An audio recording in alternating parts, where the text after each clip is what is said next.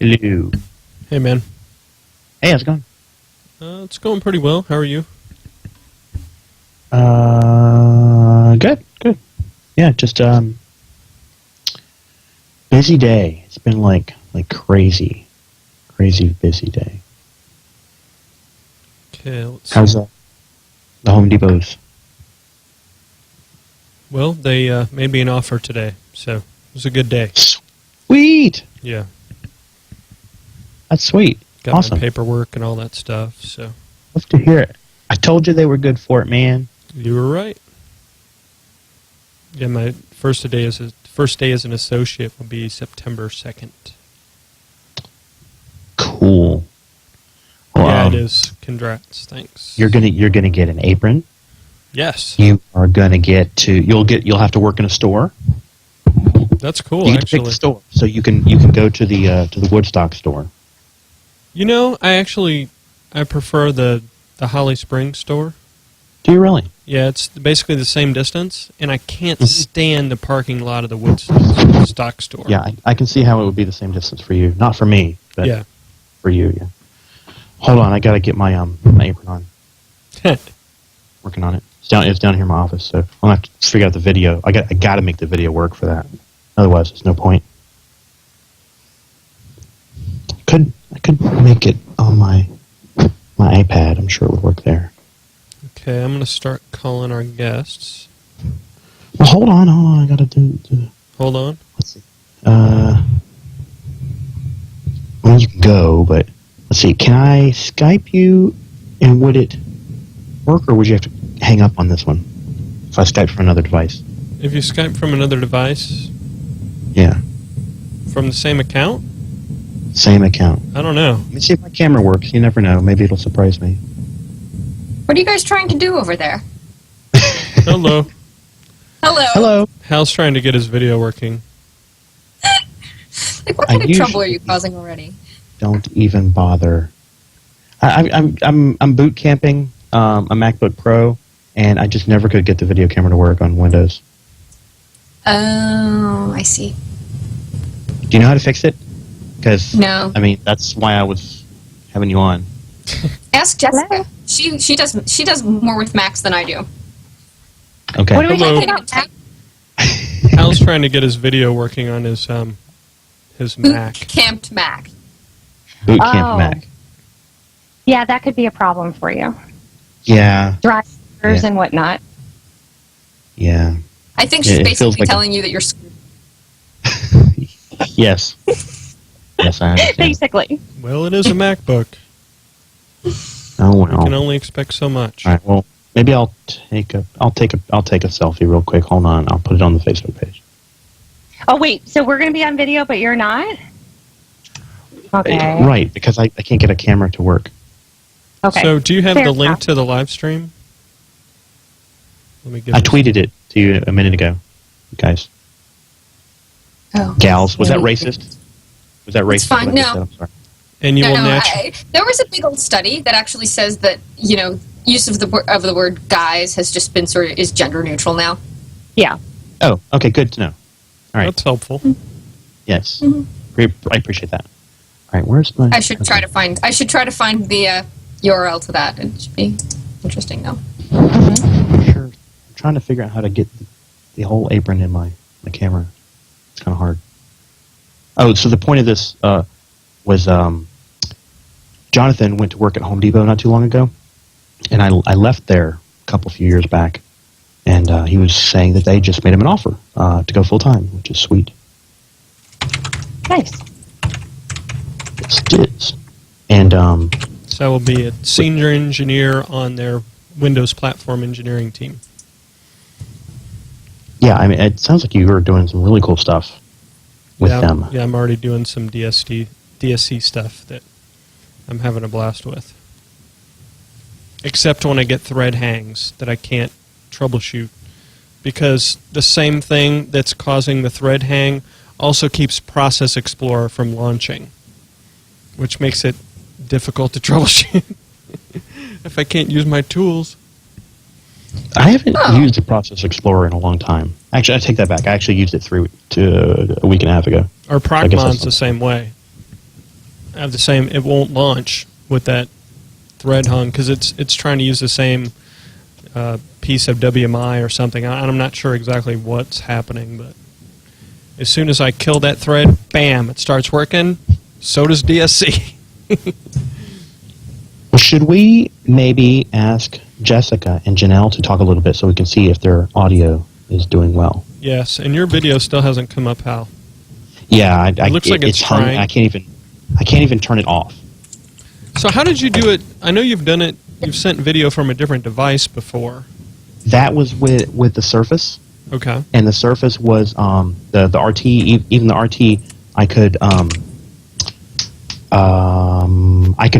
use USB devices with it. So I used my USB mic headset thing. So that actually worked perfectly, but I sold the Surface. Well, So. that would. Why would you sell your Surface? Why would you sell your Surface? Okay, all right. The long version. I'll give you the medium version. Okay, so this was the Tech Ed special, right? And yes, it was the first gen RT, which was really slow. It was all right. I sort of kind of appreciated it, but I really my vision isn't that good, so I really couldn't use it the way that it needed to be used because I'd have to hunch all over to see anything. So it was kind of awkward. So it wasn't a great primary device. I mean, it wasn't a primary device at all, and it wasn't a great secondary device except for just a few little cases like Skyping with Jonathan on podcast night. That's pretty much what we use our Surface RT for as well. A lot of Skyping and video calls back and forth. I actually like my RT when I use it. I don't use it a lot, but when I do, I'll be using it and I'm like, wow, this screen looks really good. I should use this more, and then I'll set it down More and often. pick it up for like a month. Okay, I have the Surface, the RT1 and the RT2. I think those are going away. I just have an RT2. I've heard that too. Really? Yeah, I've heard that they're going to. RT period or what? Yeah, I've heard they're going to RT period is replace going away. RT with a version, with basically a version of Windows Phone for small tablets. But that's just rumor stuff. Well, I mean, I Right. know that the RT marketplace just never took off for the tablet anyway. I mean, the phones not so bad. I was looking at that the other day with somebody on Twitter. You want to kill your video, Hal, so I can at least put your picture on here? I can't. So let's hang up. Talk to you later. All right. I can't. Fine, I can't. Okay. Okay, am I here? Yeah, you're here. The video's still on, isn't it? No. Yes. I mean, I don't know. my camera now is it just on as kicked if on. it's being used, and I can't flip it off. All right, let me kill Skype. Call right back, okay? All right. We'll be here. In my version of Skype, I have a little thing that says, turn off the video.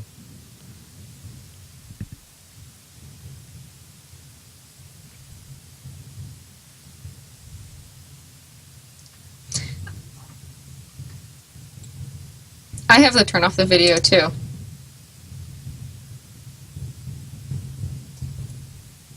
Hello? He's not answering. Hello? Hal's not answering. Try him again. Uh-oh. He thinks he has to reboot. Okay. Oh, okay. Well, better now than halfway through the show, right? Yeah. Is this going to work? So See, far. my camera is stuck on. Like, the little LED on the laptop panel, it's on, and it won't shut off. Oh, that's weird. So I don't think I'm going to be able to fix that without a reboot. I feel it. Well, it hasn't tried to kick on yet.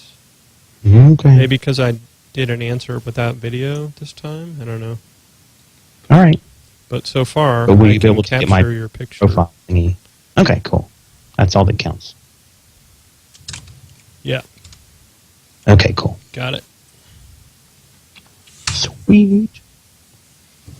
All right, I got to hit the post button on the apron selfie. So when you go to work full-time at Home Depot, if you work in the store support center, which is what they call headquarters, you get an apron, and you work in a store for a day or a week or whatever it is that they call for. And so I wanted to show Jonathan my apron. And people hang their orange aprons on their cube walls. They do. So even though you don't work in the store much at all, you get an apron anyway. Yes. Exactly. That's It's pretty kind of smart cool. when you think about it. It's like connecting you to To the To stores. Yeah. the stores. You know, it's like who is it you're there to serve? It's actually the associates in the stores and the customers. Yeah, they don't even call it their corporate office. They call it the store support center. Yep. To kind of remind you that you're supporting the stores. Like, that's their whole point. Exactly. Yeah. No, it's pretty cool. So, okay, I posted that, and then I had an email that I forget if I hit send on or not, that I was composing for like an hour, and I would be sort of bummed if it didn't go. Then I will be all the way ready. I think I made show notes, almost made show notes. We're on 282, by the way. Yes. And Janelle, is it spelled Jean or Jenn? I know it's two N's. Jennelle. All right, gotcha. Because I like to be difficult. Very difficult, I can tell. Alrighty. Jonathan, you should now see the show notes in a moment. And When am I going to be able to do live streaming with Azure? oh, good Lord, here it goes again. Guys, can you help him? I've only been wanting to do this for like a year. Now we're using YouTube. I'd prefer to use Azure. Not there yet. Sorry. They only used it for the Olympics. I mean, I think it's ready. Jonathan, are you the Olympics? No! I am so not the Olympics.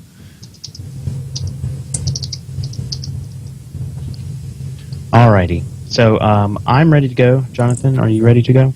I am ready. We are recording. We are streaming. It says our stream status is good. I think we're good to go. If Skype holds up, it ought to be great. I hear wind. So everybody in the chat room, thank you very much for joining us. We hope that you will participate by tossing items for discussion to our guests and to us. If you would put a couple of hash marks in front of them, that will help us to see the things that you type a little bit better. Sometimes when it gets busy, But hey, talk amongst yourselves, even if you are not asking questions of the guest. We do appreciate any level of interactivity because it's why Jonathan and I do this all the time, every week, which is cool. Alrighty, so let me double check the. Wait, I should write down the name so I don't forget. Janelle Crothers? Yes. And Jessica Davida, right? Oh, no. We have did you lose Jessica. Did we lose? It looks like she's still Oh. there. Can you You hear know- me now? Can you hear me now? Yes. Yes. Okay. Yeah, it's Jessica DeVita. Excellent. Okay, cool.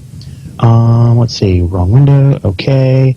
Let me take a picture for the website. All right. Good. Okay. We're golden. We are live people. I need to minimize this window because it's some reggae singer I had up on the screen all day and it's been really distracting me. We can talk about that later. Tonight on the PowerScripting podcast, we are pleased to have with us for the first time, we have two guests tonight, Jessica DeVita and Janelle Crothers. Welcome to both of you. Thank you. Thank you. It's great to be here. I'm excited. So let's see. Let's randomly pick the one who's on the left side of the screen. Jessica, Yes. I think we would all like to hear a little bit about who you are, what you do at Microsoft, but go back a little ways to help us understand how you got into IT. Sure, absolutely. So I'm a technical evangelist here in Los Angeles. So Janelle and I cover the West Coast for Microsoft, and I'm pretty sure that a technical evangelist is probably the coolest job ever. It sounds like it. Right, and it's a lot of fun, and I really enjoy it. And I think it's been about 4 months now. I started in April. Before joining Microsoft, I had a consulting firm called Uber Geek Girl, and did that for almost 10 years. So what was it? What kind of consulting? Was this software development, or was this, no, I did keeping the lights more on? infrastructure and operations consulting. So did a lot of hosted Exchange, Office 365, a lot of Mac and PC mixed environments. So managing that for small and medium businesses. All right, awesome. So, and you were an MVP before a Blue Badge, right? That's right. Yeah, I think for 3 years since 2011. Mm-hmm. What was your? And that's a great program as well. What were you an MVP in? Windows Expert IT Pro. I think that's where they put you when they don't know what to do with you. You're awesome, but we don't know where to put you. We'll put you in this bucket. What kind of activities? What kind of community activities did you engage in as a part of that kind of crowd there? Well, I started getting to know the IT community up in Northern California at the PAC IT Pros user group. And in fact, we had a little sister chapter of PAC IT Pros down here in LA, and now we join the San Francisco group. So my community efforts were hopefully trying to help that community, grow, and it was a lot of fun. I absolutely love the IT community. Awesome. So let's go to Janelle. So Janelle, why don't you tell us a little bit about yourself? And we do want to know how you got into IT in the first place. How I got into IT first place. Yes. Kind of very roundabout, but I ended up starting working for a company about 15 years ago that ended up needing somebody who could work with computers, and I sort of fell into the role as a systems administrator, and I did that for about 15 years at a couple different places, and became an MVP about 4 years ago, also for PAC IT Pros community related activities, blogging, things like that, and then started at Microsoft about a year ago, a little over a year now. So you were also an MVP, right? Yep, same group as Jessica, the Windows Expert IT Pro group. Yeah, gotcha. Awesome. So did you guys do multiple different kinds of community engagement as far as the user group?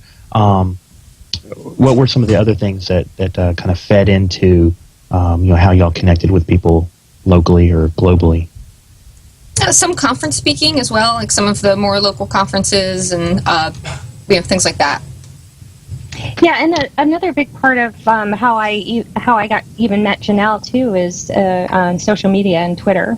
In fact, we met. I'm pretty sure we met on Twitter. Yeah. Yep. Which I think. Yes. How many times have you met somebody in person and not realizing that you already knew them on Twitter? It happens a lot more now. That happens a lot, and also people don't always look like their profile picture. So maybe there's some resemblance, but a lot of people do like a little avatar or something. So that really makes it difficult to recognize people. So Twitter handles should be a requirement on conference badges now. Absolutely, you have to have it. I end up writing it on there in a Sharpie marker if they don't have a spot for it. Yes, yeah. You know what? I don't know if you guys know Amy Lewis. She's Comms Ninja on Twitter, and she is social media extraordinaire for Cisco. And she is at like all of Cisco's events, like Cisco Live and stuff like that. But what she does is she is prepared. She's got a big bag, and one of the things in that bag at every conference is a label maker. Wow. That's brilliant. That is preparation. Brilliant. That's dedication. Yeah, that is dedication. Mm-hmm. Yep. She also She also has a camera crew, so that's nice. Kind of following Yeah, her not all of us get a camera crew. A camera crew? Yeah, no. I don't have a camera crew, but she has a camera crew that follows her to shows. What's It's you one- said? the one guy. Comms Ninja. Yeah, Comms Ninja, COMMS. That's I'm saying it Exactly. right now. So, but no, Amy is awesome, and she is like I said, kind of a social media face, probably one of the more prominent ones for Cisco, and I interact with her a lot in the Twitterverse and in person from time to time. So, what is it? Let's go back to Jessica. What is it that? And this is a question that I've been using in job interviews lately when interviewing people to start where I work. What is it that ignites passion in you? Anything technical? I mean, there's plenty of things personal, non-technical, but I mean, what is it that kind of makes you wake up? Like I want to do something with that, or I love working, with that, or that kind of thing. I am really excited about some of the technology and tools in DevOps right now. Like configuration management is, I think, a concept that a lot of IT people are kind of maybe just getting to know, and I'm so excited about it. I'm like watching videos and. I am too. I'm glad you went there. Because actually, Windows sysadmins, especially if you were in the SMB space, those kind of tools have been out of our reach. Yes, maybe we can have server imaging, not the same thing as, executable infrastructure or executable documentation, which is an exciting concept. So I'm really excited to see more of those things come down to the SMB space for the regular sysadmins among us.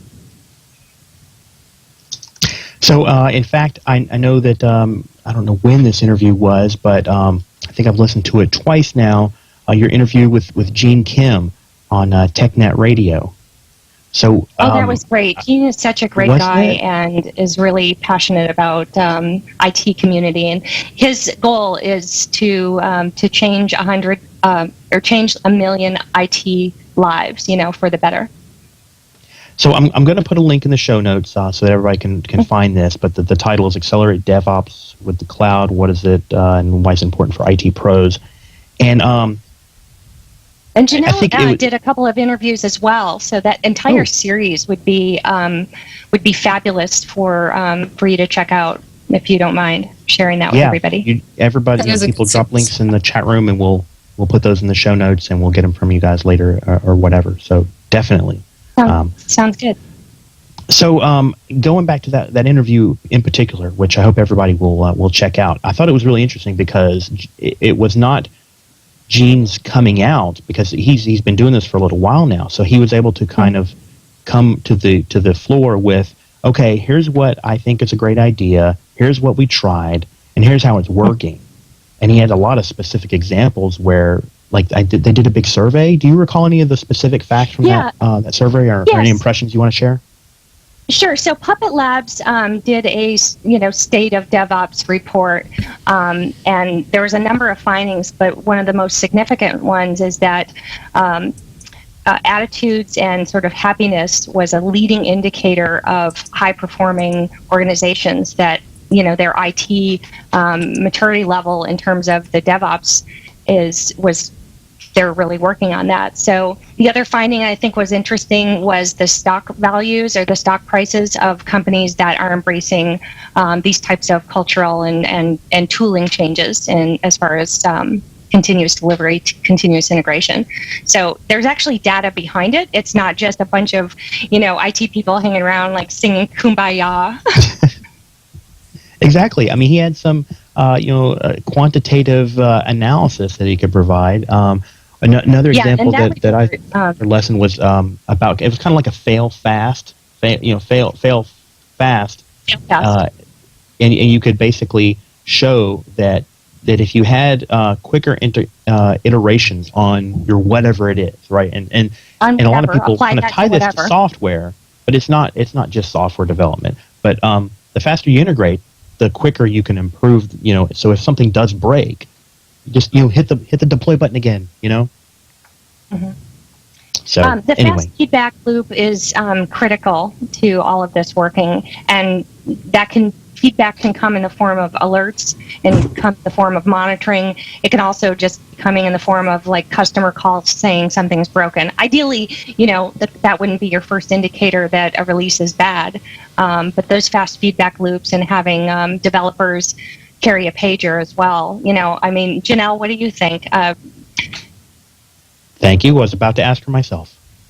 Oh, okay. Well, I'm ready. No, I also think that when you start tying in a lot of the components of Azure, it's going to be making all of those features and all that functionality available to such a wider range of businesses, particularly smaller ones that might not have been able to, build that sort of infrastructure in-house. Exactly. Have you seen the new portal, by the way? I haven't, no. I think last time I logged in was probably a couple months ago. So I don't have an active account. Oh, you have to log into Azure like every couple weeks. It changes every couple All weeks. right. Everybody bring up Azure. Yeah, bring up the new portal and try out the preview because it's, I don't know, you have to see it for yourself, but I'm going to do a demo next week, basically showing, setting up, VMs, infrastructure as a service, basically on a touch device. I'm going to do it on like a 7-inch tablet. And set up a few VMs. It's really amazing what they've done with the portal. So I'm excited to see that. Very cool. That is cool. So, Janelle, what about some of the other things that there's anything you want to key off of as far as DevOps, anything from the interviews that you've done, any of that stuff?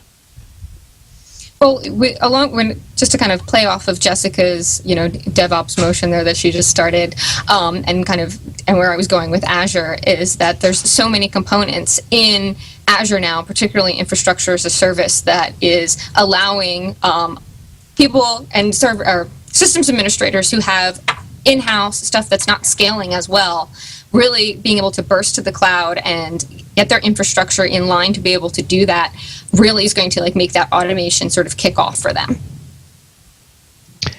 So have you guys, either of you, gotten much into PowerShell? I know you're in the IT pro space. I don't know we didn't even ask what your background was. I didn't want to kind of have it driven by whatever you guys do, but I should ask.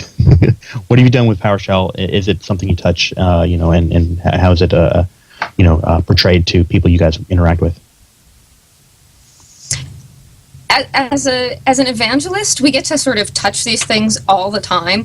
One of the bigger challenges that I actually find with my job now versus being an actual hands-on systems administrator is that it's almost difficult to really get into using some of these things because you're not actually building out anything useful. Right. Because you're just trying it for testing. So sometimes I feel like even though I'm using PowerShell on a regular basis, particularly, within Azure and, doing labs and things like that I don't know it as well as somebody who actually uses it every day for real life stuff. Production. Yeah, I have to agree with that. I'm using PowerShell and learning it as fast as I can, but it's a different story when you've got like 24 hours to finish an Exchange migration, and then you get really good at PowerShell, really good fast. But yeah, now starting to explore using that, connecting my PowerShell up to my Azure subscription and working with that cloud infrastructure is really where the power of it's going to come together. Well, did you see that the PowerShell team announced today that there's an Azure PowerShell DSC extension? They just announced it today. What? Yes. Wow. I didn't see that. Okay. It says you can use new commandlets right to upload and apply a PowerShell DSC configuration on an Azure VM, enabled with the PowerShell DSC extension. PowerShell DSC extension will call into PowerShell DSC to enact the received DSC configuration on the VM. That is great news. And I actually didn't know that we couldn't already do DSC in Azure. Hadn't gotten that far. Well, now we all learned something. I didn't know about that yet either. Very cool. Link will be in the show notes for everybody to peruse later. Good, I'll need that link for later. Exactly. Yeah, we might need to demo that this fall, Janelle. Yeah. Oh, yeah, for There you sure. go. Absolutely. So you mentioned configuration management. Do you guys talk about that in the sense of Microsoft tools as far as there's SCCM and now DSC, and then there's a third party ecosystem. I'm kind of wondering what kind of things you guys see and as interesting. We definitely talk about the system center components. That comes up a lot in some of the events that we do and things like that. So it's being able to balance on your infrastructure what you want to use in-house using System Center, tying in DSC, and then what you might potentially want to use in the cloud, and kind of keeping all of that in balance and picking the tools that are right for both of those scenarios. And the System Center Configuration Manager is really interesting. I don't know how well it integrates, if at all, with desired state configuration, but I definitely think that there's more of a story developing there. I have not done a lot with System Center Configuration Manager, mostly because I'm so obsessed with DSC right now and how it's working with other open source tools that are more well known as far as Configuration Manager goes, or as far as configuration utilities go. One of the things that I find is where's the balance in an enterprise where you have SCCM and you have DSC and you have Active Directory? What settings make sense to do with group policy, and what settings make sense to do with DSC? And do you do your application installations with SCCM, or do you do them with DSC, or do you do the installation with SCCM and then make sure it stays there with DSC? How do you balance all those pieces and parts? And that's just three of many other possible pieces and parts to where for your whole configuration management, whatever the scenario is.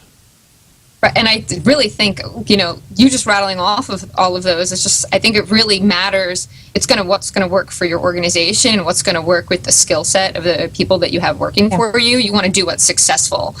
Trying to forklift, if you've got a bunch of people who are very group policy focused and are very good at it, then you have to start with what you know. Yeah, that makes sense. Yeah. If your existing workers are already comfortable in that, and you've got that good team, I wouldn't necessarily be rushing to change the technology that you use. You have to get there. It's a process. So if using, System Center and DSC to roll out a base server, and then using group policy to apply certain configuration, changes to it, if you already have that configuration in place, you don't need to rewrite, everything from scratch just to start moving forward to change your process. You can change, the parts one at a time. And a lot of that stuff you do have to write from scratch, right? Because there's no out-of-the-box DSC resources for a lot of the things that you can do today in group policy. So in order to do the same thing that you can already do with group policy, you would have to write your own custom DSC resource and then deal with that. So, right, and that might not be where you're at. Right. You might need to just use what you have. Mm-hmm. And there's no harm in that as long as it's well documented. And as long as your servers or your machine is in a domain. If it's in a DMZ or something, that's a whole other story. You have to kind of. It really matters. It really all depends on what you're trying to accomplish at the end, and you have to kind of work backwards from there. Well, and if you're looking at desired state configuration, and then you're also having other ways of doing things, those could conflict. If your DSE says that this machine should look like this, and then your admin goes and just logs into the machine and then makes some manual changes, well, DSE could back that out depending on how you have it configured. So I could see disaster happening. Intent. That's the point. Yep. Yeah, exactly. Because if you've got somebody logged into the server, that's the behavior you want to actually prevent. You're trying, exactly. Yeah, stop that. So I think there has to be a place where you don't allow manual configuration anymore. That's where a lot of your documentation and your workflow management comes into play, is just making sure that everybody's on the same page, but having DSC to correct those errors is sort of the purpose. So it sounds like the future is going to be server core configured with DSC. So you've got no business logging onto that box. And if you do, None at you all. have no GUI. Forget it. I think, from a learning standpoint, GUI is still going to be valuable to a lot of people, but ideally the goal is, do it in the GUI once or twice so that you understand what you're trying to get to, and then, script it so that you don't have to touch the GUI again, and then, use DSC or whatever your configuration management tool is going to be to keep it that way so that you're not, you don't have to make any other changes. You've got your process set. Yeah, and I wonder too, with DSC and other configuration management tools, they're bigger than just Windows servers. There's more and more things that you can configure with DSC, and of course Puppet and Chef are already there. So, it makes sense to have a single, a more unified configuration story across different areas of your business. I definitely think we're going to get there. It's a process like any other process. Yeah, and it just what Desire State configuration has only just been out since January, I think, the RTM. But Desire State configuration now has a way to talk to Linux, and I think that is a recent announcement. But it just gives if you have Puppet, if you have Chef, if Ansible, any of these other tools, this allows, a standard way to manage Windows boxes rather than having like a whole separate department that only deals with the Windows boxes. You can have one team managing that. Well, also, it's a pattern that is, it's not even just the tool, it's the pattern, because the declarative model of configuring a system is what the other platforms are doing, and now Microsoft is doing it well and kind of embracing it. And if you work within that pattern, which is not how Config Manager works, but if you work within that pattern, then you're able to. It's part of DevOps. There's some of the practices and expectations and continuous integration, and some of these kind of methodologies all kind of roll into. You've got to figure out configuration management, and you have to do it in a way that's. I think you kind of have to do it in a way that's declarative. That's the only way to make the whole thing work. Well, I was looking at a slide earlier today on slide. I think it was on SlideShare, but it was just some random something or other DevOps presentation, and it was like servers should be viewed as cattle, not pets. Think about that. Wait, I've got this special Snowflake server that I hand built and crafted, right? What? I can't keep doing that? What's wrong? No, you cannot.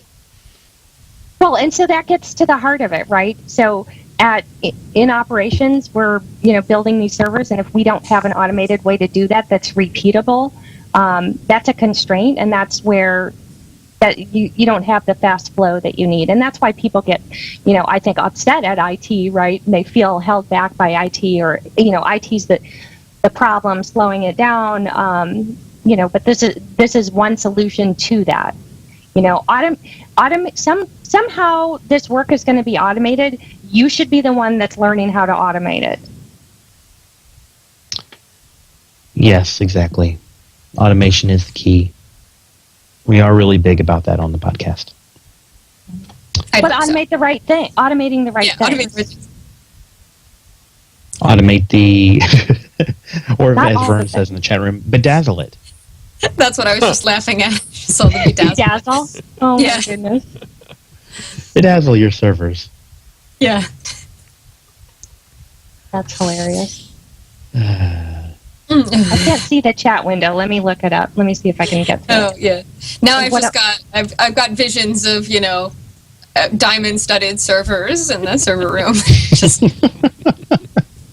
yeah, each one is special, and each one is special by the pattern of beads. But that's the what we can't have. You got to get away from the server or the application that is brittle.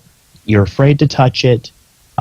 You know that it's kind of a career limiting move if you were to touch it. So therefore, it never change. It never gets better. It's a problem and it will never be fixed, and everyone is afraid of doing a thing with it. And then it's always an all hands on deck thing whenever there's, we've got to make a minor change to the, to the special server that runs the special app, which, is, what was the one at the company I was at a couple years ago? I forget what this, like Borland or something. It was one of those Borland? Rapid application development tools. I forget which one it was, but anyway, it was one of the distinctive ones that, like, you knew that if the icon had a green check mark, then you knew it was from that company. I can't think of the name of it for the life of me. Anyway, my point is that I was at a company and they had these services that were like key to the business. Just everything ran through them, and they were so old. They were so old. It was like 10-year-old, running on 15-year-old technology. It was not even new when they made it, and it was 10 years old, and nobody wanted to touch it. So that's what you have to get away from. Well, and the longer you wait to address those fragile pieces of infrastructure, I think that, the harder it gets, and the greater the risk. And I think it's interesting. People, you talked about something about people being afraid to touch it or do something about it. That's what really scares me, because I think we have to be willing to fail a little bit. And I know that's nobody wants to fail, and nobody wants to be the guy, right, that brought down that critical box. So we have to have a culture that it's safe to address the fact that we've got this really fragile piece of thing. And so, if Joe down the hall actually finally works on it and, there's downtime, it's not Joe's fault. It's, the system's fault. So the question in the chat room, as ops, what are we supposed to do about that? I guess it's kind of like, how can you be the agent of change? How do you convince the business that it's a good idea to mess with their crucial application server? I think part of it is just starting out with taking the time to become knowledgeable. One of the biggest challenges that I remember always having, from systems administration is never really finding the time. You spend so much time putting out the fires that you don't really have time to learn about how to prevent the fires in the first place. So really trying to get your business leaders to buy into the fact that you do need time to learn about these things. You do need time to attend conferences, take online learning, take time out of your day to learn about these things so that you can understand them well enough to bring them to your business in a valuable way. Otherwise, you just end up with a bunch of boxes that just get older and older and older, and your business becomes more and more fragile. And then you leave before anything bad happens. And then you leave, and you take the knowledge that you had with you. Gone. It's gone. But I think everybody's worked at that place, the place where that one server in the corner is running an application that Joe, who retired 5 years ago or whatever, was the only person who knew how to run it, and you end up crippled that way. Mm-hmm. Yeah, but you can't. We don't stay at companies for our entire lives anymore. That's not how it works. So if you can't change, if you're afraid of change, then you're going, basically that's kind of a liability for the business, because you're not doing anything that person's going to leave. Career to be the only person who knows how something works. Yeah, that's not a good thing. Don't be Brent from the Phoenix Project. Don't be the one guy. One quick comment about how, you asked, how do you show the business? Well, I'm not 100% sure that it's our job to show the business, but one way you can show the business is to do, visualize the work that's in progress. Ticketing systems and reporting systems don't always have the same impact as, 100 Post-it notes in your backlog for changes that need to get made. And so when you have that kind of visualization, that's very hard for the business to ignore. So being able to show that and show the problem, show that survey, that Snowflake server as this is a problem that's going to be very expensive for you. I think it's easier and easier to show that value if you can show the work in progress of across the entire, IT stream. So there was one point in the chat room, crash the service, crash it over and over again. I like that. The comment in the chat room. That's one way, if you're kind of confident about that, but that seemed a little bit of a dangerous route to me. It would definitely bring attention to the problem. Yes. Ed in the chat room wanted to hear more about and I know it's a planted question. He knows exactly what the answer is, but I appreciate it. Is that Ed Horley? Yes, it is Ed Horley. Okay. He does visit us in the chat room from time to time. Tell us about the IT camps that you guys run. So I've only done one, so Janelle, you should go. Yeah, I guess that's me. So our IT camps are events that are put on. There's usually a lecture and a lab component. We run them nationally with some of the other technical evangelists in the U.S. And those are opportunities for people to come in and do a little hands-on. In the past year, we've done them on Azure. We've incorporated a lot of PowerShell into those, doing those labs and getting people into Azure, setting up infrastructure in Azure, and really spending time talking about new features of Server 2012 R2, how those things tie into Azure, how you can use all of those components. And I think the rest of his question happened to be how it's so hard to get people to look at Azure and look at PowerShell. And that still definitely is a challenge. We have people who come to these events who this is the first time that they've seen Azure, the first time that they've seen PowerShell. And on some levels, I have to say the first time that I saw Azure, once you really got to play with it, you realize the power of what you can do with it. I hope that when people come to the camps, they're sort of getting that same, realization after they've played with it a little bit. But there's definitely a learning curve. So I'm on this website, which I think is the one. Is this TechNet Events, Azure IT Camps? That was probably the link that took you to the last one, yes. The prior series that we did. Yeah, I don't know if there's anything up about our upcoming series yet. But I even, would tell people when they were doing the camps and working on the labs that if you're not breaking it, then you're not learning. There's a good portion of, and I think it's for PowerShell and for Azure, there's a lot of learning that comes out of, screwing it up. So being comfortable with, testing things and playing with them, that it's not all, smooth sailing, particularly in the beginning. Yeah, I mean, years ago, Janelle, we, if we wanted to, hack on something, there was going to be hardware purchases involved, and I think with Azure, it's like a big playground for IT pros to get in there and see how to break stuff. Yeah, I mean, it's so I don't want to do anything on hardware hardly anymore. It's just like, I just spin it up in Azure? It's you can get to it from everywhere. It's really portable. I can play with it at any time because I'm just logging on to the internet. I don't have to boot up a server, worry about running out of hard drive space. I just add more disks in Azure. Exactly. Scale up, scale out. So that's a great place to start playing around with DSC and PowerShell.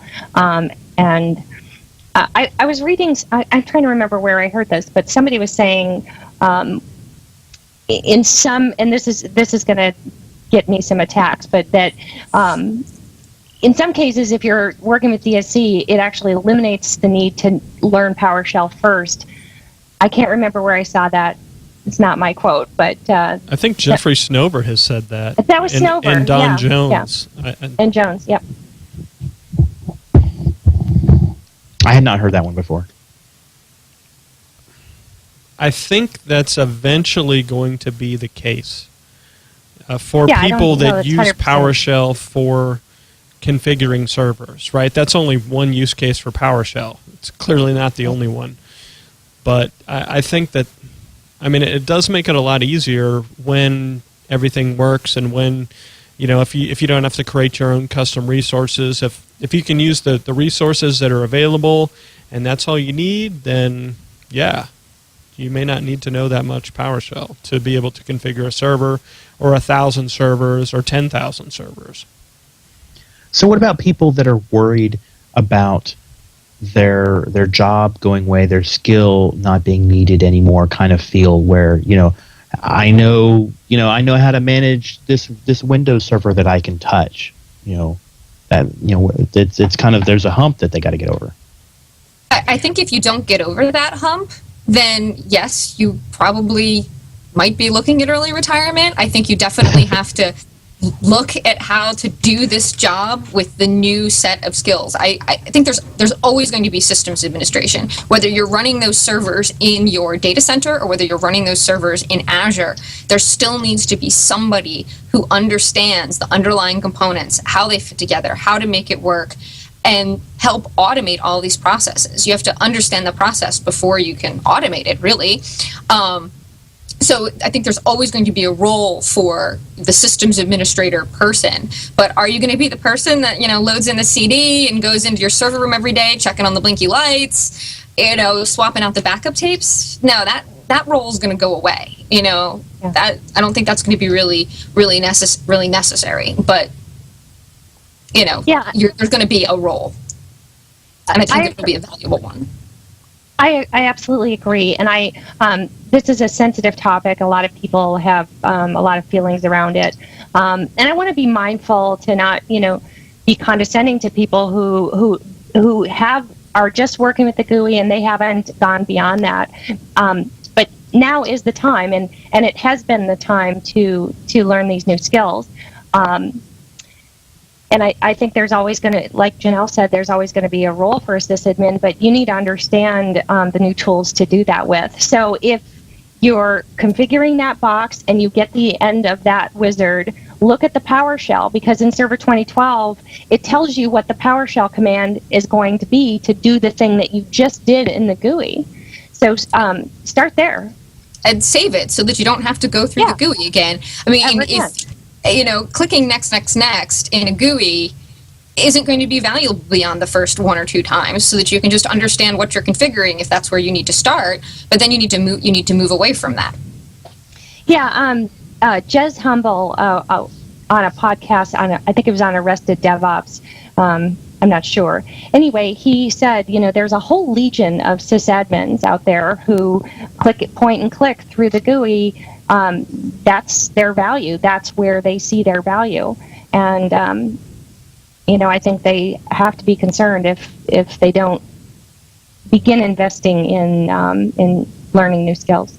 I don't think that's really any different than what we've seen time and time again in our industry. I mean, we had AS400 administrators, we had Novell administrators, we had people who, managed Lotus Notes, and those people have either gone on to do other things. I mean, your skill sets have to change. They may have all died, time. actually, Jonathan.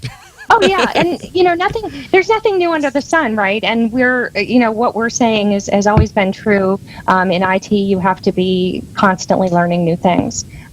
This is just a big sea change that's very, very exciting. I think it's an exciting time to be in IT. Yeah, there was one of the guys I work with used to have this thing on his cube wall. It said, the data center of the future will have a man and a dog. The man will be there to feed the dog, and the dog will bite the man if he touches the servers. That's awesome. Yes, that's a great idea. Yeah, I found at some point, I don't remember when it happened, but I don't like touching hardware anymore, and it's a good thing, But like whenever something actually, like if my home lab or something, I've got a computer sitting here. It's a tower system with, I think it's got 16 gigs of RAM. It's pretty decent for running some VMs or something, and there's something wrong with it, and I just could not care less. But now I could just spin something up in Azure just as easily, so never mind. I don't care anymore. I don't want to care about the hardware anymore. Totally agree with you. And it's just like, it's all, commodity at that point. It's just, every once in a while somebody sends me a link like, oh, should I buy this computer? Could I buy this server? It's just like, Is there memory in it? Is there hard drive space in it? Just click. It's just like, it doesn't matter. Like, pick one. It's like, don't ask me about hardware. I don't care. And in Azure, it's just like, yeah, just add on more, or it's just all commodity. It's not that important, the details about it anymore. I don't want to play with it. I don't want to touch it. I don't want to watch it reboot. I just want to click something in Azure and just have it restart there. Yeah. Yeah, waiting, So waiting for I boxes haven't to come had a back chance up. to play too much with the Azure PowerShell commandlets. Have any of you guys specifically yeah, for you like can- spinning up a VM? Yeah, you can do all of that. I mean, there's the Azure PowerShell module that you have to install, on your Windows machine, and then you connect up with your Azure account. And there's a couple commands to set your storage account, set your network, and things like that. And once you set all of that up, you can spin up a VM completely configured, I think, with one line. So was there a concept that you had that was harder to learn than others with regards to managing Azure? Now, I worked more often lately with AWS, so I'll give you an analogy. Maybe you can tell me how that might fit in the Azure world. I know. But the storage is done differently with cloud servers usually. And I don't know exactly how it's done in Azure, but you had to learn some new terminology. And things can be not persist after reboot, for example. So that was something I had to learn. What about you when it comes to working with a server that is in the cloud? Or there's some concepts that you had to really struggle with for a minute?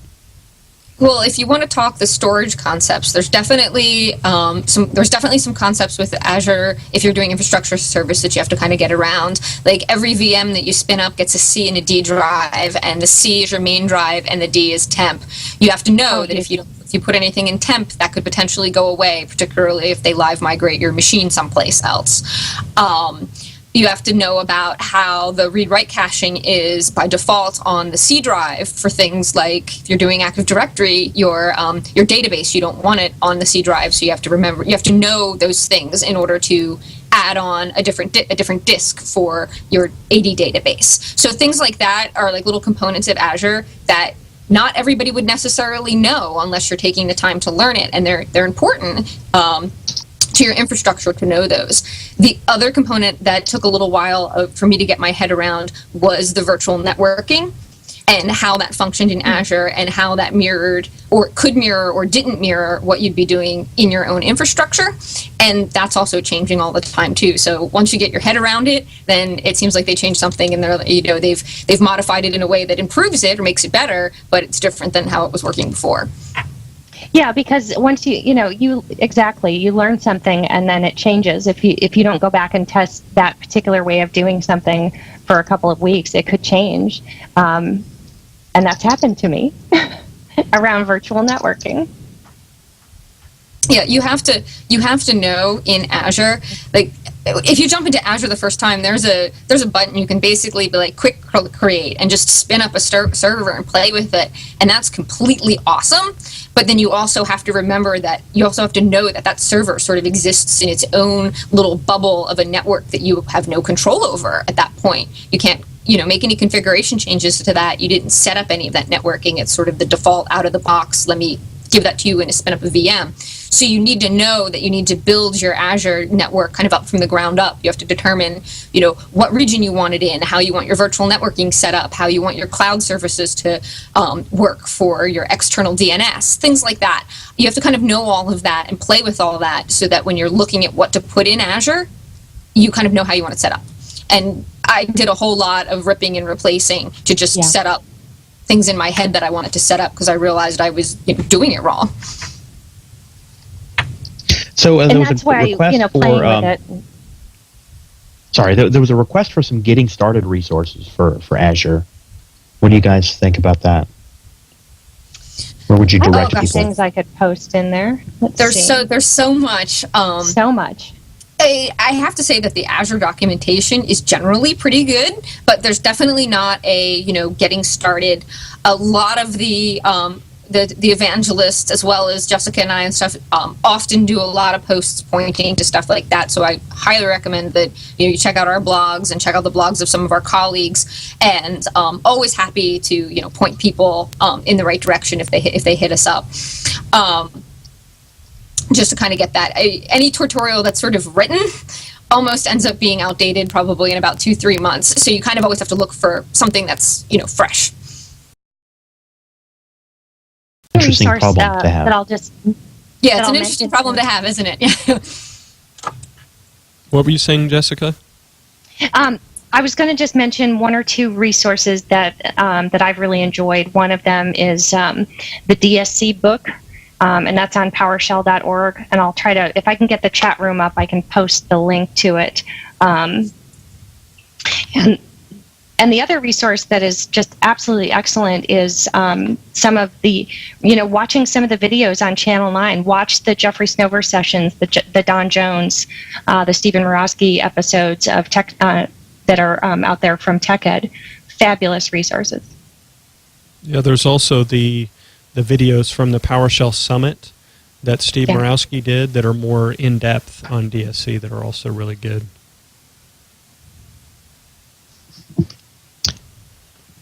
So we were talking in the chat room about comparisons to AWS, and there's some interesting things in there. We don't have to get into like competitive mudslinging type of thing, but if you want to talk about cool. Things that you appreciate that Azure has, let's put it that way. Go ahead, Jessica. If there's nothing that jumps to mind, we'll switch to something else. No. No. One of the things I love about Azure, and it's not just because I'm a blue badge, is you sign into that portal, and everything's laid out really well and very thoughtfully. And so, and especially in the preview portal, they have these thing called journeys. So as you're navigating through building a VM, there's a lot of steps that you take and a lot of screens. And having that journeys button there to be able to walk back and see where you've been is really huge, especially if you're first just dipping your toes in, infrastructure as a service. I think one of the things that's kind of the coolest thing about Azure, since I've been using it mostly since I came from Microsoft in the last year, and just watching it grow and change every time you go in there and you start doing something and you're playing with something and you're trying to build an infrastructure or you're trying to build a solution and it's not quite, it might not be quite what you want, but then all of a sudden you come back in 3 weeks and they're doing that. Like pretty much anything that you can think of that you can do on your infrastructure, I would be willing to bet is on an Azure roadmap somewhere. We're not privy to that level of information, but I really feel like where we are right now is when you're talking about cloud and Azure, like if you can dream it, like it's probably coming. So going into Azure and just seeing a new feature that sort of has come to life that's in preview is so cool. Well, and think about this, we're coming up on Exchange, or not Exchange, but Server 2003 end of life. And, people, we have like a year left, Janelle? I'm not sure the exact date. I need to know the date. Less than a year. It's less than a year. Because it's July, yeah. Yeah, so people are thinking and hopefully working on their migration strategies. But how cool is it that you can, you think you've got a strategy that's going to work for migrating Active Directory, go and try that. Do your proof of concept that your migration plan is going to work. Try that out. And even if you're not looking at migrating, even if you're really happy with your infrastructure, the way it is today, there's so many other things that you can use Azure for. One of the biggest challenges that I've always experienced, particularly if you're in a small company or a company that only has one location, is disaster recovery. I mean, here we are on the West Coast, and you never know when the Earth's going to shake. So being able to roll your stuff easily over into the cloud and having a good disaster recovery, a business continuity plan, I think cloud services and particularly Azure have a lot to bring to the table for that. And it's a good starting and we had too, if you don't have any other I forget projects. who it was we had on the podcast about that, but talking about the the way that you can bring up hybrid, bring up servers with a particular web service, and it's killing me. I can't think of the name of it, but you can basically you get an Azure portal to manage your local resources. Oh, you're talking about Azure Pack? So that's the Azure Pack. Mm-hmm. That was awesome. I loved that one. Right. We had internal Azure cloud. Yeah. Yeah, I think Ed Horley has been working with that a fair bit. I think he knows a thing or two, so you should have him on the call. But Azure Pack seems to be, and I haven't played with it at all, but if we're going to a model where you're going to have hybrid, you're going to have stuff that's still going to be on-premise, and some of your stuff is in the cloud, and you're moving to a place where, rapid deployment and, the developers need a test environment, they need 100 identical servers. Having Azure Pack and having those features look just like Azure, and having Azure Pack, you don't care where those resources actually live. You can pull from anything, but having a consistent setup experience.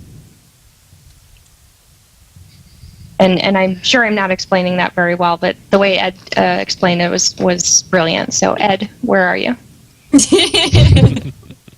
We actually have him scheduled to come on. I forget when it is, but it will be in the next several weeks.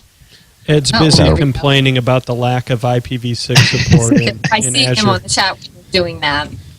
Yeah, you knew that was coming. I thought it. I was surprised it hadn't already. That's his thing. Absolutely. You know what? Like I said, I'm willing to bet anything you can imagine's on the roadmap. I guess it's just not early enough on the roadmap for him. So, let's see. We were talking about the PowerShell deployment toolkit in the chat room. Have y'all played with that yet? I have not. I have to say I have not. Okay, so you guys have an assignment. Rob Willis from Microsoft, episode 239 on the PowerScripting podcast. We interviewed him and he talked all about it. But it is a set of scripts for automating System Center deployment, all of SQL. Does stuff in the cloud. There's a lot of stuff built into it, and he looks like he's part of the team that blogs at the private cloud TechNet blog. Okay. So it was a good show in case you guys want to check that out, or any of the listeners. Check that out. Well, and I thought I saw something in the portal, and I don't remember what it was, but they're starting to have these demo scenarios that you could just click a button right from within the portal and deploy those scenarios. Oh yeah, that's right. That is in the portal now. So, you can deploy. You can what deploy is a scenario? What is that you just said? I'm sorry. What is a scenario? Tell me. So what are you you're talking are you referring to Jessica? You're thinking you can deploy SharePoint in one click now. Exactly. It's the one click. It's sort of like the one click install. Yeah, so there's already essentially runbooks completely written in Azure for you to deploy those things, and you don't have to, sit there and build a whole infrastructure for some of that stuff. Mm-hmm. You can just be like, "There's a neat suggestion, in the chat room. Wanted to bounce this one off of you guys. Alex is saying use Azure in an interview scenario where a candidate can show what they can do with no risk to a production environment." That seems like a totally perfect use. Absolutely. If there's a couple of scenarios that you want, if you're interviewing someone and you want them to be able to, have the skills and the experience to solve that sort of thing, set all of that up in Azure. It's a perfect use case. Or let them log on and say, look, I want to set up a website. I want to set up a virtual network. I want to set up these sort of things, and just let them do those things. Mm-hmm. Well, and more interviewing is, more effective when you can do these project-based interviews or, whiteboarding sessions or, actually sit down to troubleshoot a problem. I think it makes an interview much more realistic for both the person who's interviewing and the hiring manager. Okay, slight shift of topics here. Tell me, please, what convention does Microsoft have left for IT pros? Because I'm confused. It's the Chicago one, right? It's the United. It doesn't have a name yet. I think it's the conference that's yet to be named. The conference formerly known as. Yeah. But I think that TechEd, the brand, I doubt that I don't think that's going away, but I'm not privy to anything. I'm not sure what it's called, but there's a big event happening in Chicago that it will apparently encompass TechEd as well as other, conference brands as well. So I think it'll be really interesting to see that. I hope to be there. Yeah, me too. I missed a couple of tech heads, but I went to the one in Atlanta. I did go to the one in Atlanta because I was in Atlanta because I live here. Went to New Orleans too, actually. I forgot about that. That was a good show.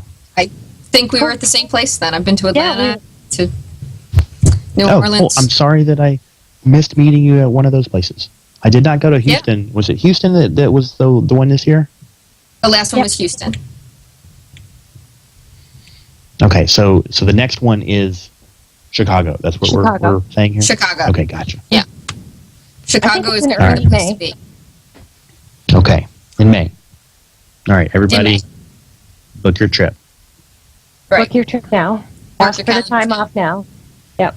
We have a question in the chat room about what Microsoft is doing to help grow the PowerShell community, or specifically around the user groups. Can either of you speak to that? That's a tough one. So that's such a good question. And user groups are such a amazing experience and an important part of how we all get to know each other.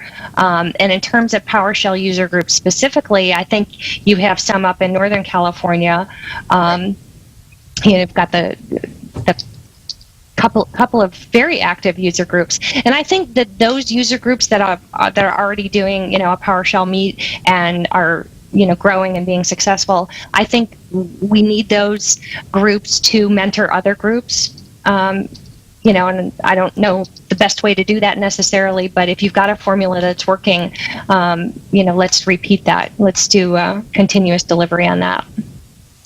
I think one of the challenges with user community is one of the things that makes user communities so valuable is that's because it is the user community. It's not a organization or a event or something that's put on specifically by Microsoft, because then that just becomes a marketing engine for that technology, just like any other company that chooses to hold something regular that's hosted directly by them. So I think one of the challenges is finding that balance between it wanting to be,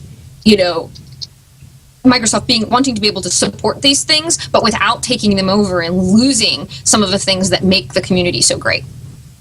Yeah, it has to be community driven. Because if we were to organize that and run it, or it would become a Microsoft thing, and it has to belong to the community. That group needs to be able to exist, on its own, and is much more, I think, independent that way, and less influenced by, corporations, vendors. Well, and that's what we've seen with the PowerShell Summit. I don't know if you guys have paid attention at all to. You should try and make it to the next one. That's a prime example of a convention that is independent, and it's very dear to our hearts. Being run by the fine folks at under the PowerShell.org banner. So Jason Helmick, Don Jones, and some other very helpful individuals. Who else worked on that, Jonathan?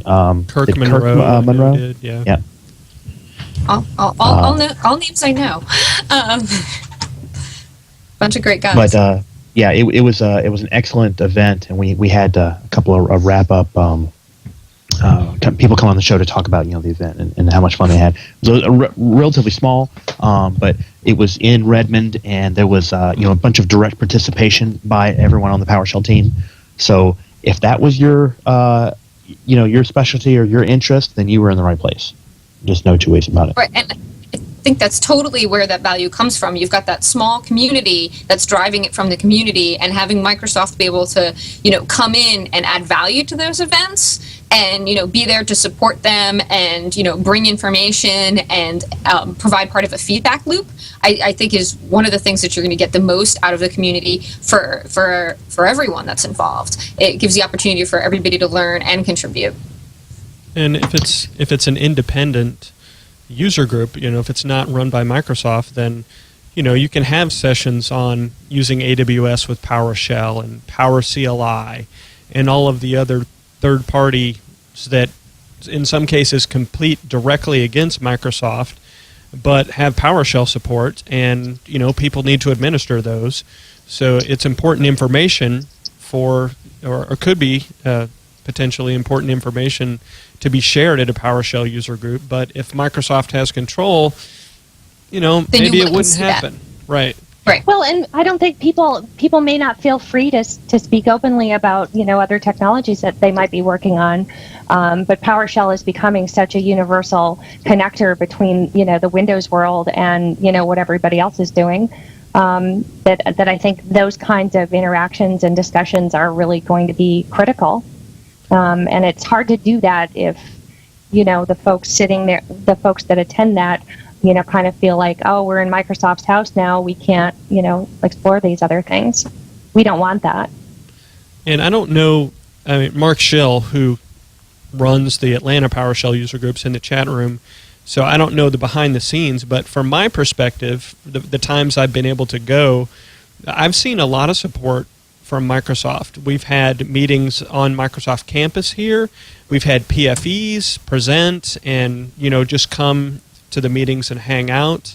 Ed Wilson, the scripting guy, he's going to user groups a lot. So, I think we get a lot of support of the existing groups from Microsoft, but I don't think you're going to see Microsoft really spinning up the groups. Does that make sense? Is that correct? Is that how you see it? That's how I see it. Mm-hmm. So let's round this out, guys. Where can people go to learn more about and follow you, Jessica? Best place to keep up with me is on Twitter at UberGeekGirl, and LinkedIn. If I've met you before, you can ping me there as well. But Twitter is a great place to stay in touch. I try to share a lot of resources and share things that I'm working on or learning about. So get on Twitter. Awesome. I have so a Janelle? blog too. Oh, go ahead. Let's see. I'm also on Twitter, and my primary blog is techmoney.com. I also have a blog on TechNet, but TechMoney is where I put most of my stuff. And Jessica and I also share a Facebook page as well. So those are the primary ways to get a hold of us, and that's where we post everything in all of those locations. We post everything that's upcoming that we can talk about, and just pretty much what's on our mind, what technologies we're playing with, and what we've discovered. It's all there. I just posted a couple of links in the chat room for those. Awesome. Thank you. So before we let you go, there's a question that we ask everybody who comes onto the podcast, and we're going to do the same for both of you.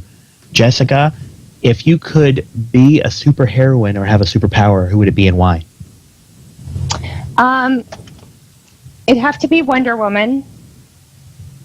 I don't know if you can see that. It'd have to be Wonder Woman. I just think that she's awesome. Are they planning to do some new things with Wonder Woman? It seems like I've heard rumblings about that on podcasts, but I haven't heard anything definitive if they're going to do a new series or a new movie or anything like that. I am not sure, but I want to tell you that I saw her in Beverly Hills, and she has not aged a day. Absolutely gorgeous. Oh, wow. Wow. What was that actress who played? Diane? Somebody? I want to say those are Carter. Linda Carter?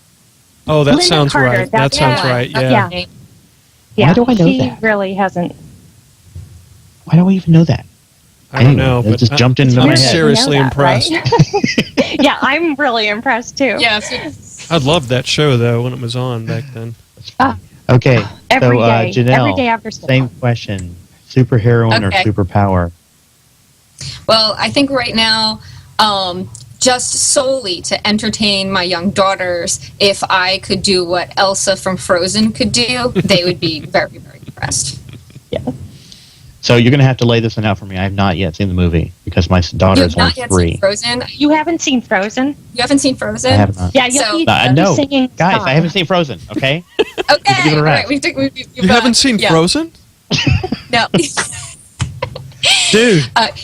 She can freeze things and create things with ice. And if you're anywhere near my household, the Frozen soundtrack is very popular.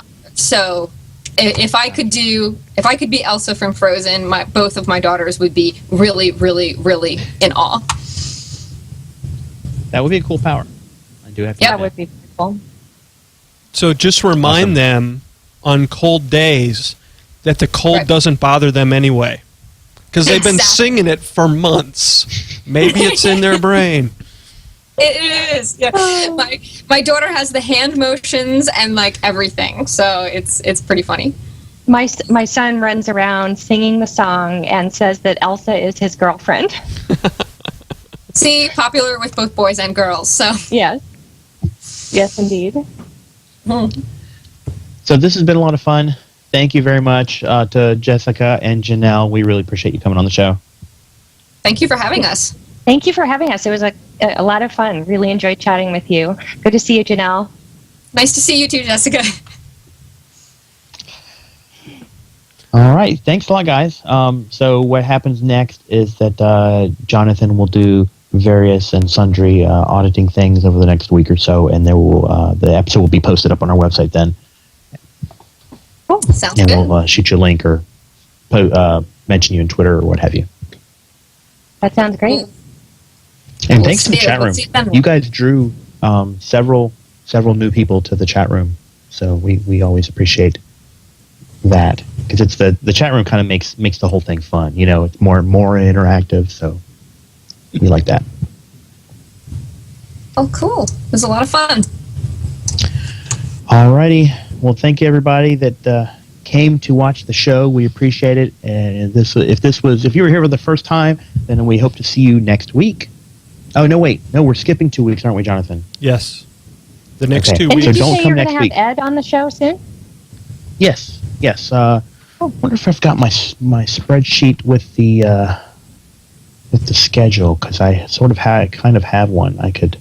Let's see. Ed's going to come on. We'll talk about IPv6. I'm sure. I need to come up with We a are good not question. going to sing Ed happy birthday right now.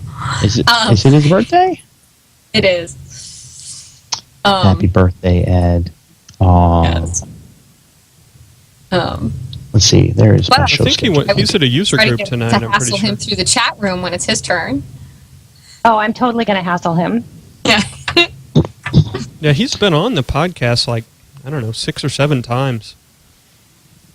We've had him on quite a few times. We've had Jeffrey Snover on quite a few times. Actually, I only have 2. I've got 3 in the hopper. So, 4 because we were going to do that interview of us by Jason Helmick. Oh, yeah. That'd So, be fun. anybody listening or now or later, please do suggest guests to us to help keep that funnel so that we can have some interesting shows for you guys. Cool. But yeah, Don Jones and Jeffrey Snover, those are always awesome shows. There's like there's quotable shows, you know. They're like, hey, remember that time when Don came on, you know, and said, you know, do you want fries with that? Because that's a real one. Yeah, that stuff really happens with either of those guys, which is awesome. Quite honestly, the last time Don was on the show, one of the things he ranted about was like one of the straws that broke my back and made me move companies. So, yeah, it's powerful stuff Which was a when good Don thing. comes on. Yeah, it was a good thing. It's a good thing. So we've got to answer the question in the chat room from Alex. Does anyone have any tips or resources on creating a new PowerShell user group? Wait a second, Alex. Aren't I am you in Groot. Atlanta? Is Alex in Atlanta? Yeah, I think he is. I mean, let's answer the question generally for creating a new user group. Since Jessica and Janelle, you're still on the phone. Well, you need a place, and you need. I think one of the key things to creating a user group that sticks is being very regular about meeting. So finding a location and really regularly scheduling meetings and having them is one of the best ways to sort of grow. I mean, everybody's using Meetup right now as a starting place. I love Meetup. Using those sort of tools to try to drive attendance and things like that are important. But I think regularity is one of the key things to it. Like, even if you only have 5 people show up, still keep coming, because one of the greatest things about some of the user groups is just kind of that round table. Here's the problem I'm having, and getting people to talk about it. Mm-hmm. Yeah, and finding a location is difficult. Sometimes it can be, the one thing that makes it was exceedingly difficult for me, location. So finding a location is, if you've got that and you can get folks to show up every month, just keep meeting, it will grow. And then, come on, check out podcasts and promote your user group. And when we're in your neighborhood, we'll come hang out with your user group. And usually Microsoft is great about that. I mean, you guys have IT pros, evangelists, regionally around the country and around the world. So there's usually some sort of a resource that can help out. Yeah, if it fits on our calendar, we'll certainly try to be there. Mm-hmm. Awesome. All right. Well, thanks a lot, everybody in the chat room, and again to Jessica and Janelle. We'll thanks. Talk to everybody later. It's a lot of fun. Okay. Good night, everybody. It was fun. Take care. See you next time. Bye. Bye. Hal, did you go see Guardians of the Galaxy yet? Not yet. It's one of those movies that like leading up to it, before anyone had seen it, you could kind of tell that it was really going to be a good movie. And then I was looking at Facebook and heard people talking about seeing it a second time. And how often does that happen lately? So it's on the very, very short list to see next. Yeah, it's a fun movie. I had a lot of fun. Yeah, I had a crazy high critic review score on Rotten Tomatoes, like 92% or something like that. I heard it was 100% on Rotten Tomatoes for a few days. It was. That's amazing. So yeah, I'm looking forward to it. Who is Max Trinidad's not in Miami, is he? He's somewhere down in Florida. Yeah, he is. Is he in Miami? Yeah, I think that is Miami. Mm-hmm. Yeah, Alex, you may want to get in touch with Max Trinidad. He is PowerShell MVP down in that area, and I thought they had a user group. Maybe at some point. Maybe that was the sequel one, because he's a sequel guy first. Maybe PowerShell guy second, sort of, kind of. Yeah, that may be true. So maybe his stuff has been sequel user group related. But anyway, I'm sure he'd help, definitely.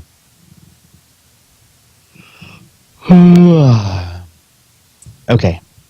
Thank you, everybody. Hello. Again.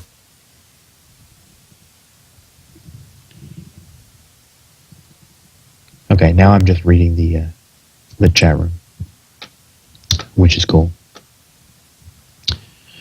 Okay, so let's see. I've got Ed down for August 28th. And then us by... Oops.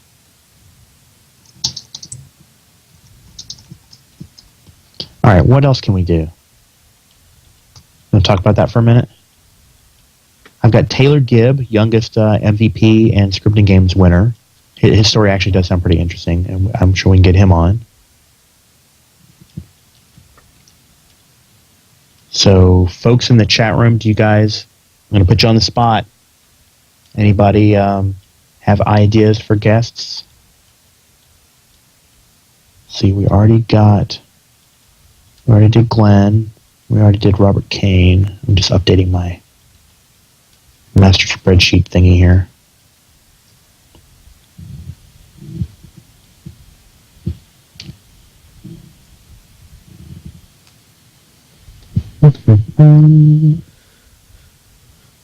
Raleigh's a nice area.